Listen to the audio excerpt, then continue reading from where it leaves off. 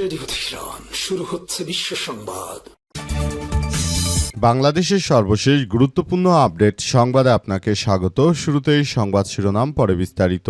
প্রথমেই জানাবো, রাত 10টার মধ্যে শিক্ষামন্ত্রীর পদত্যাগ চেয়ে শাহবাগ ছাড়লেন শিক্ষার্থীরা। শিক্ষামন্ত্রী মিলনের পদত্যাগের দাবিতে সময় বেঁধে দিয়ে রাজধানী শাহবাগ মোড় থেকে অবরোধ উঠিয়ে নিয়েছে আন্দোলনরত শিক্ষার্থীরা। এদিন রাত 10টার মধ্যে শিক্ষার্থীরা শিক্ষামন্ত্রীকে পদত্যাগের দাবি জানিয়েছে। যদি শিক্ষামন্ত্রী রাত 10টার মধ্যে পদত্যাগ না করেন তাহলে অবশ্যই আগামীকাল আরও কঠোর কর্মসূচির ঘোষণা দেওয়া হবে। এদিকে সব সেবা এক কার্ডে, এবার আসছে কার্ড বাবার ইউনিভার্সাল কার্ড। সংসদে বললেন প্রধানমন্ত্রী। পর্যায়ক্রমে কৃষক কার্ড, ফ্যামিলি কার্ড, প্রবাসী কার্ড, ইমাম কার্ড, মুয়াজ্জিন কার্ড, বিধবা কার্ড, এ কার্ড সে কার্ড, হ্যান কার্ড, ত্যান কার্ড। এরপর নতুন করে নাকি ইউনিভার্সাল কার্ড নিয়ে একটি কার্ড চালু করা হবে বলে সংসদে জানিয়েছেন তিনি। আজ জাতীয় সংসদের দ্বিতীয় অধিবেশন ও প্রথম বাজেট সমাপনী বক্তব্যে এসব কথা জানান তিনি।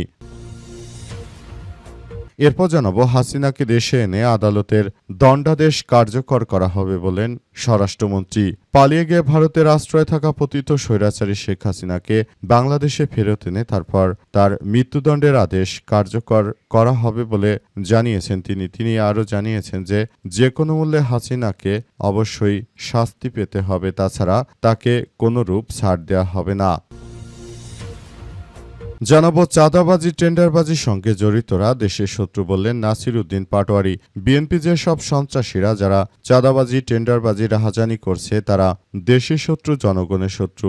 এসব বিএনপির অত্যাচারে দেশের মানুষ অতিষ্ঠ হয়ে গেছে। তাদের চাঁদাবাজি, রাহাজানি, সন্ত্রাসী, টেন্ডারবাজির কারণে দেশের জনগণ তাদেরকে জুতা নিক্ষেপ করছে বলে জানিয়েছেন তিনি। তিনি আরও জানান যে শিক্ষামন্ত্রী, স্বরাষ্ট্রমন্ত্রী, সড়ক পরিবহন ও সেতুমন্ত্রী সহ 4 জন মন্ত্রীর পদত্যাগের দাবি করেছেন তিনি। এবং সর্বশেষ জানাবো, বর্তমান সংসদকে মজলুমের মিলন মেলা বললেন জামাতের আমির। বর্তমান সংসদকে মজলুমের মিলন মেলা হিসেবে অভিহিত করে স্পিকারকে একজন বলিষ্ঠ কমান্ডার হিসেবে সংসদ পরিচালনার অনুরোধ জানিয়েছেন বিরোধী দলীয় নেতা ও জামাত ইসলামের আমির ডাক্তার শফিকুর রহমান। তিনি বলেন, এই সংসদটা যত সুন্দর হয়ে চলবে দেশের মানুষের মধ্যে ততই হতাশা দূর হয়ে যাবে, আস্থা ফিরবে। তাই আমরা সকলে মিলেমিশে একটি সুন্দর ও সমৃদ্ধি রাষ্ট্র কাঠামো আমরা গড়ে তুলতে চাই। প্রিয় দর্শক, এতক্ষণ শুনছিলেন সংবাদ শিরোনাম, এবারে বিস্তারিত। তবে তার আগে বন্ধুরা অনুরোধ থাকবে, এই সংবাদটিতে একটি লাইক দিন। এই চ্যানেলে আপনি নতুন হয়ে থাকলে আমাদের সংবাদটি দেখতে দেখতে চ্যানেলটি সাবস্ক্রাইব করে রাখুন। কমেন্ট করে বন্ধুরা আপনার মূল্যবান মতামত জানিয়ে দিন আপনি বিশ্বের কোন দেশ থেকে বা বাংলাদেশের কোন স্থান থেকে আমাদের সংবাদটি দেখছেন এবং শুনছেন। আর বন্ধুরা, সংবাদটি আপনার সোশ্যাল মিডিয়া, ফেসবুকে শেয়ার করে বন্ধুদেরও দেখার সুযোগ করে দিন। গাজা যুদ্ধে আপনি যদি নিরীহ ফিলিস্তিনিদের ভালোবেসে থাকেন বন্ধুরা, কমেন্টে ইয়েস লিখে পুরো বিশ্বকে আমাদের এই তাজা আপডেটটি দেখার সুযোগ করে দিন। এবারে বিস্তারিত। চাঁদাবাজি, স্ট্যান্ডবাজির সঙ্গে জড়িতরা দেশের শত্রু বললেন নাসির উদ্দিন পাটোয়ারি। এবার জাতীয় নাগরিক পার্টি এনসিপির নেতা নাসির উদ্দিন পাটোয়ারি জানিয়েছেন যে বিএনপির সন্ত্রাসী, চাঁদাবাজ যারা রয়েছে তারা মূলত দেশের শত্রু, জাতির শত্রু এবং তারা কখনোই বাংলাদেশকে ওন করতে পারবে না বলে জানিয়েছেন নাসির উদ্দিন পাটোয়ারি। তিনি আরও জানিয়েছেন যে বিষয়গুলো খুবই গুরুত্ব সহকারে আমরা দেখছি। বিএনপি বিগত সময় যখন তারা ক্ষমতায় এসেছিল, চাঁদাবাজি, রাহাজানি, টেন্ডারবাজি এমন কোনো কাজ নেই যেটা তারা করেনি। বিগত সময় তারা এই ধরনের কাজ করতে করতে বাংলাদেশকে দুর্নীতিতে চ্যাম্পিয়ন করেছে। আর এখন সেই বিএনপি তারা বড় বড় কথা বলছে, অথচ বালুমহল শো, বাস স্ট্যান্ড, টেম্পো স্ট্যান্ড, প্রতিটি জায়গা বিএনপি দখলে নিয়ে হাজার হাজার কোটি টাকার বাণিজ্য করছে। অথচ এদের কথা ছিল না এটি করার, অথচ এরা এটাই করে দেশের জনগণকে আবারও নিষ্পেষিত করছে। সুতরাং এখনো সময় আছে বলতে চাই, তারা যদি যথাযথভাবে রাষ্ট্র পরিচালনা না করতে পারে তাহলে অবশ্যই দায়িত্ব ছেড়ে দিতে হবে। যদি চাঁদাবাজ, রাহাজানি কারকদেরকে এভাবে জায়গা করে দেয়, দেশের জনগণ তাদেরকে কখনোই ক্ষমা করবে না বলে জানিয়েছেন নাসির উদ্দিন পাটোয়ারি। তিনি আরও বিষয়গুলো নিয়ে বিশদভাবে আলোচনা করার জন্য তিনি উদাত্ত আহ্বান জানিয়ে বিএনপিকে বলেছেন যে আসলে বিষয়গুলো সবার জন্য খুবই গুরুত্ব দেওয়া হচ্ছে। এই বিষয়গুলো অত্যন্ত গুরুত্ব সহকারে আমাদেরকে দেখতে হবে বলে জানিয়েছেন নাসির উদ্দিন পাটোয়ারি। আজ রাত 10টার মতো শিক্ষামন্ত্রীর পদত্যাগ চেয়ে শাহবাগ ছাড়লেন শিক্ষার্থীরা। শিক্ষামন্ত্রী আনম ও এহসানুল হক মিলনের পদত্যাগের দাবিতে সময় বেঁধে দিয়ে রাজধানীর শাহবাগ মোড় অবরোধ উঠিয়ে নিয়েছে আন্দোলনরত শিক্ষার্থীরা।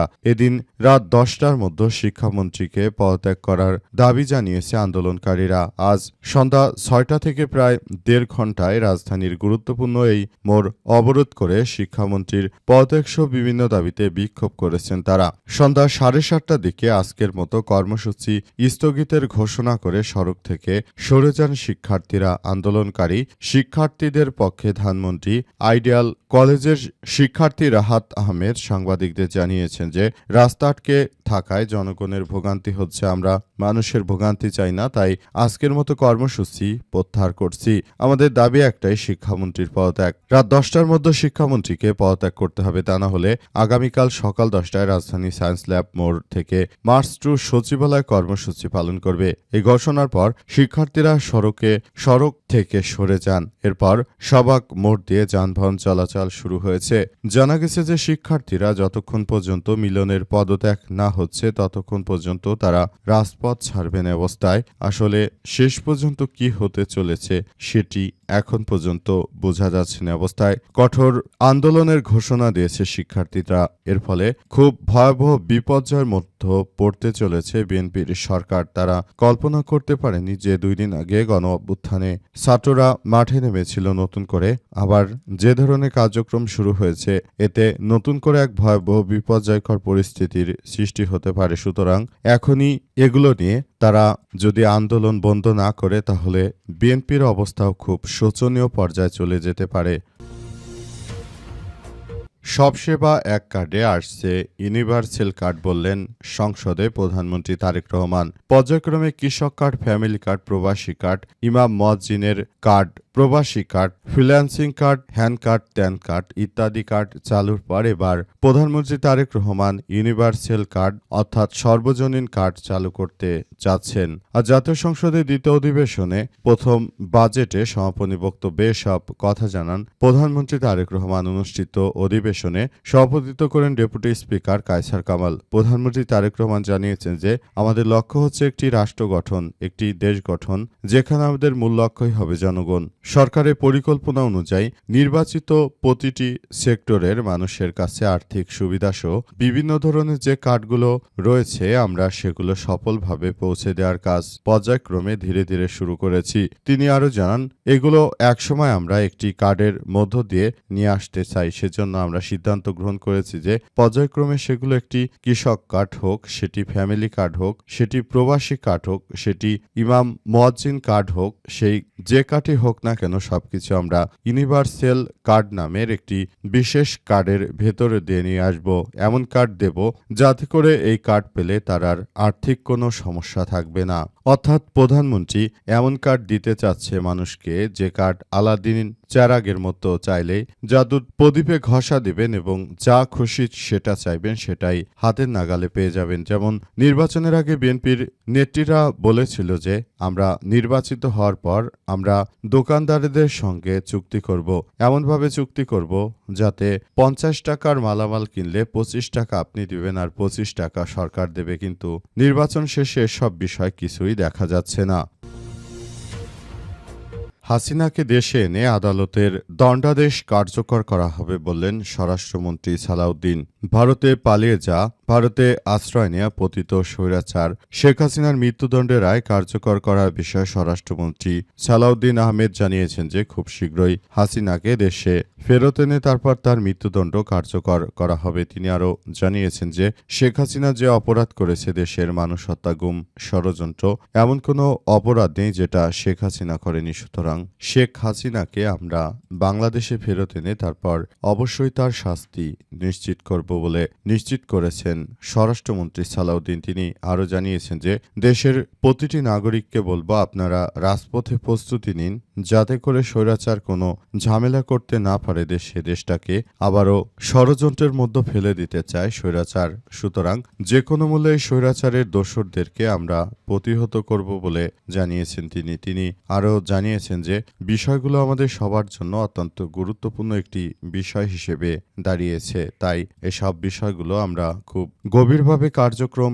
চালিয়ে যাচ্ছি। আমরা মনে করি যে কোনো মূল্যে স্বৈরাচারের দোসরদেরকে আমরা দেশ ছাড়া করব এবং ভবিষ্যতে তারা যেন আর দেশের মধ্যে এসে কোনো ধরনের ষড়যন্ত্র করতে না পারে, সেই বিষয়গুলো আমরা খুব গুরুত্ব সহকারে দেখভাল করছি বলে উল্লেখ করা হয়েছে। বিষয়গুলো আমাদের সবার জন্য অত্যন্ত গুরুত্বপূর্ণ একটি অধ্যায় হিসেবে দাঁড়িয়েছে। আমরা মনে করি বিষয়গুলো খুব গুরুত্ব দিয়ে দেখভাল করতে হবে।